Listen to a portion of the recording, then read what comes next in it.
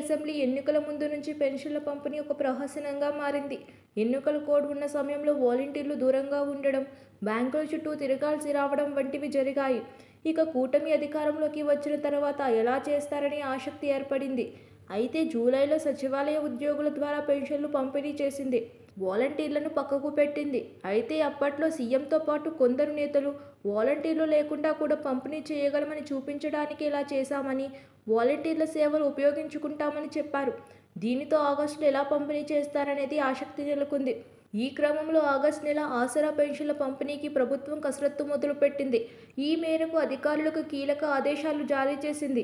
ఈ నెల పెన్షన్ల పంపిణీలో వాలంటీర్లను పక్కకు పెట్టిన ప్రభుత్వం వచ్చే నెల కూడా సేమ్ ఇదే విధంగా సచివాలయ ఉద్యోగుల ద్వారానే పెన్షన్లు పంపిణీ చేయాలని అధికారులకు సూచించింది.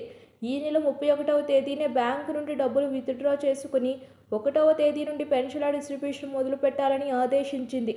సచివాలయ ఉద్యోగులు లబ్ధిదారుల ఇంటికి వెళ్లి పెన్షన్లు పంపిణీ చేయాలని పేర్కొంది.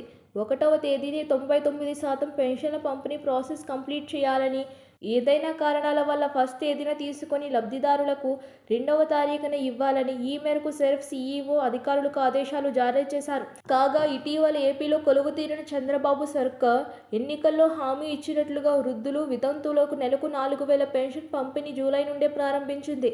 అయితే గత వైసీపీ ప్రభుత్వం వాలంటీర్ల ద్వారా ఆసరా పెన్షన్లు పంపిణీ చేస్తే చంద్రబాబు సర్కార్ మాత్రం పెన్షన్ డిస్ట్రిబ్యూషన్లు వాలంటీర్లను పక్కకు పెట్టి సచివాలయ ఉద్యోగుల ద్వారా పంపిణీ చేయిస్తోంది.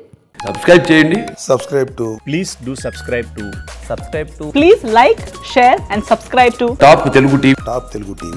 Top Telugu TV.